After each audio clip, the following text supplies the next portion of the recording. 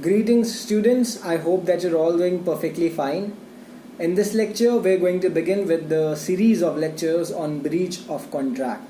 And this being the very first part, let's begin.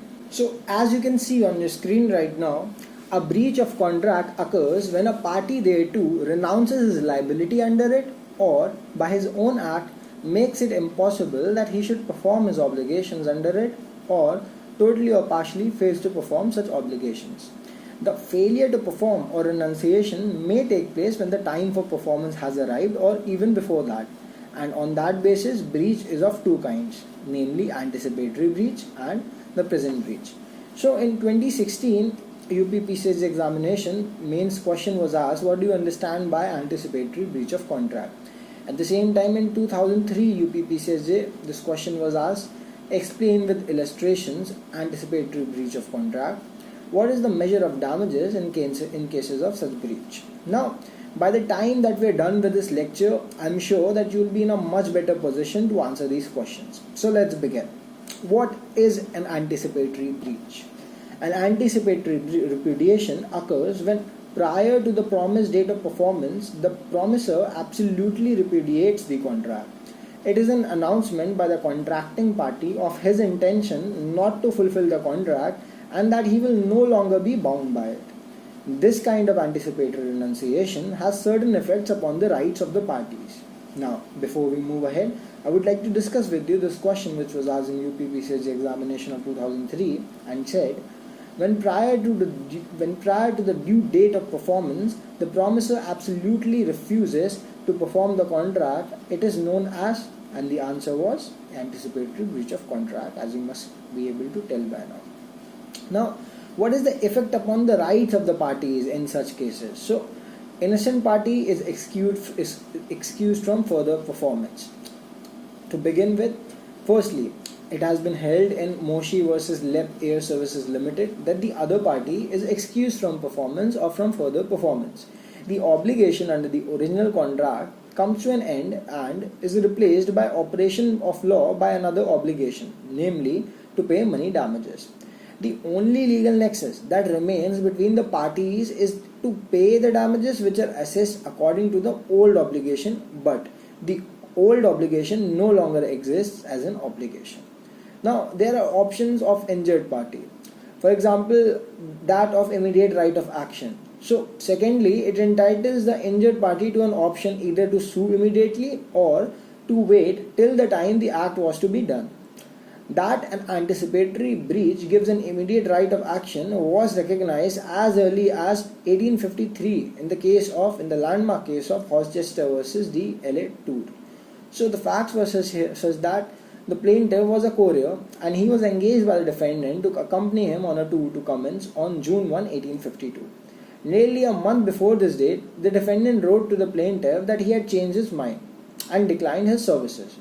The plaintiff accordingly sued him for damages for breach, and the defendant's counsel very powerfully contended that there could be no breach of the agreement before the day when the performance was due. Here, Lord Campbell, Chief Justice, ruled out the objection. He said, it cannot be laid down as a universal rule that whereby agreement an act is to be done at a future date, no action can be brought for a breach of the agreement till the day for doing the act has arrived. So, if a man promises to marry a woman on a future day and before that day marries another woman, he is instantly liable to an action for breach of promise of marriage. But if a man contracts to execute a lease on and from a future day for a certain term and before that day executes a lease to another person for the same term, he may be immediately sued for breaking the contract. So, both the analogies are similar. So if a man contracted to sell and deliver specific goods on a future day and before the day he sells and delivers them to another, he is immediately liable to an action at the suit of the person with whom he first contracted to sell and deliver. It seems strange that the defendant, after renouncing the contract, had in this case and absolutely declaring that he will never act under it, should be permitted to object that faith is given to his assertion, and that an opportunity is not left to him of changing his mind. The man who wrongfully renounces a contract into which he has deliberately entered cannot just complain if he is immediately sued for a compensation in damages by the man whom he has injured. So in UP examination 2006, a question was asked, the case of Rochester versus the LA2 deals with, and as you must be able to tell by yourself, it is anticipatory breach of contract like we just discussed. Now, what about cases where anticipatory breach is of a contingent contract? So, even when the performance of a contract is conditional upon the happening of a contingency, an immediate action for damages will lie if, before the happening of the contingency, the promisor disables himself from performance. And Frost versus Knight is a well-known illustration in this context. Here, the defendant had promised to marry the plaintiff on the death of his father. The father still living, the defendant announced his intention of not fulfilling his promise on his father's death and broke off the engagement. So the plaintiff, without waiting for the father's death, at once brought an action for the breach. The defendant here contended that a breach could only arise on the happening of the contingency.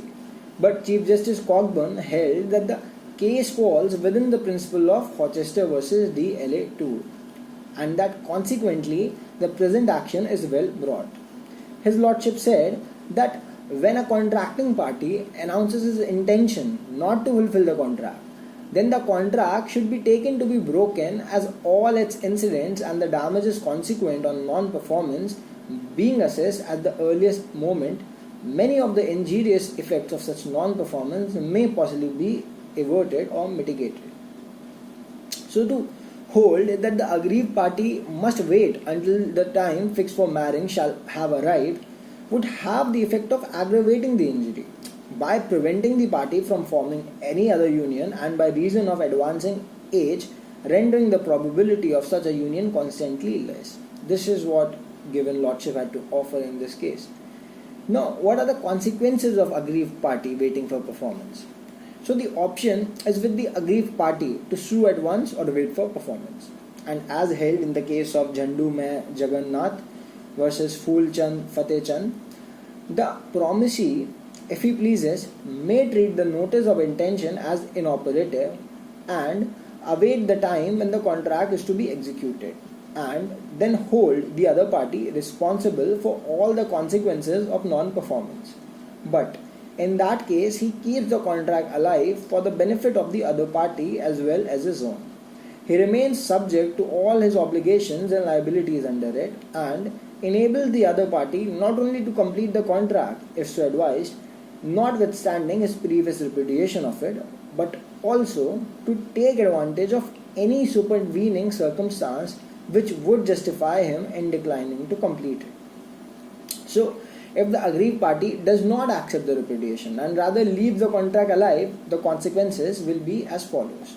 So, number one, the party repudiating may choose to perform.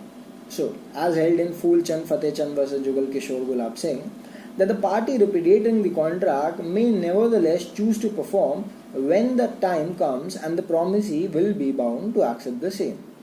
Further, it has been held in the case of Farco Metals SAR versus Mediterranean Shipping Co. SA that the party keeping the contract alive is not absolved from tendering further performance of his own obligation under the contract.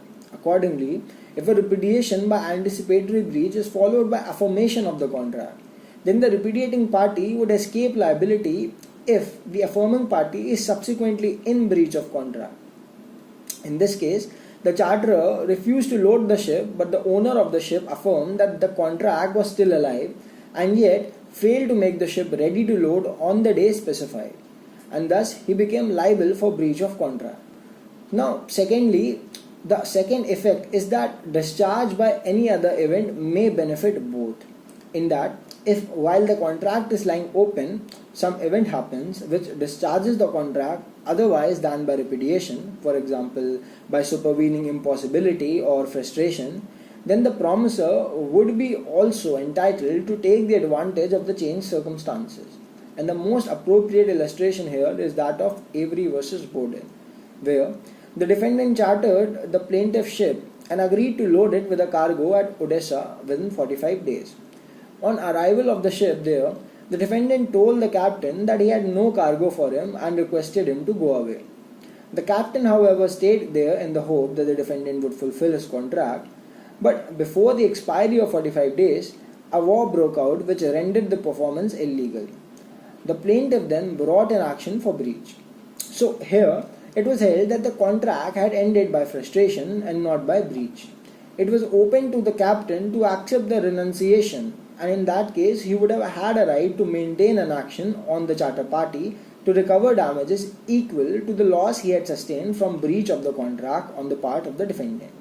But he continued to insist upon having a cargo in fulfillment of the charter party, and therefore the contract was still open when the war intervened. Now, thirdly, on date of assessment of damages, in case the anticipatory repudiation is accepted, damages for breach would be assessed at the time when the repudiation takes place. So, in Ram Gopal versus Dhanji Jadavji Bhatia, where the defendants, the owner of a ginning mill, contracted with the plaintiff, a cotton merchant, to use the mill's working capacity for ginning his cotton, but the defendant repudiated the contract before any cotton was supplied or ginned. So here, the defendants had asked the plaintiff to use half the mill's working capacity for ginning his cotton. So the plaintiff was held entitled to recover the estimated loss of profits at the time of repudiation. And the reason for the same was that, as Lord Summer said, this was a case of anticipatory breach. The contract was repudiated almost as soon as it was made, and the intended operation being thus balked, the plaintiff was entitled to measure his damages as they then stood and could not be required by the defendants to buy the cotton, which they had announced in advance they would not gin for him. Now, where on the other hand, in Makartek versus Noob Kumar Roy, the promisee did not accept the anticipatory repudiation.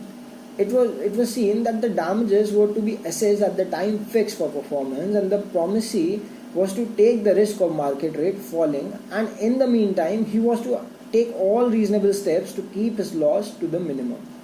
What constitutes acceptance of repudiation? So in Withall SA versus Noref Limited, where the buyers refused to accept the cargo because of delay in loading, and the seller remained silent about the matter, and the question was whether the repudiation had been accepted.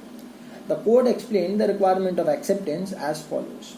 It is the ability of the innocent party to choose between acceptance of the repudiation and affirmation of the contract. Courses attended by immediate and differing consequences that make it necessary, as it has repeatedly been held, for the choice of the former to be clear and unequivocal. While in human affairs, a choice may be made by thought, word or deed, it can only be manifested by word or deed. A choice, however resolute, which gains no expression outside the bosom of the chooser, cannot be clear and unequivocal in the sense that the law requires. Silence and inaction, being in the generality of cases equally consistent with an affirmation of the contract, cannot constitute acceptance of a repudiation. So, what amounts to repudiation? So, in considering whether there has been a repudiation of a contract by a party, the whole conduct of that party has to be assessed objectively in order to see whether there was an intention to abandon and refuse performance of the contract. As observed by the court in Woodward Investment Development Limited versus Wimpy Construction UK Limited, repudiation is a drastic conclusion which should only be held to arise in clear cases of refusal, in a manner going to the root of the contract to perform contractual obligations. Now, Section 39 of the Indian Contract Act gives expression to the doctrine of anticipatory breach. It says, effect of refusal of party to perform promise wholly.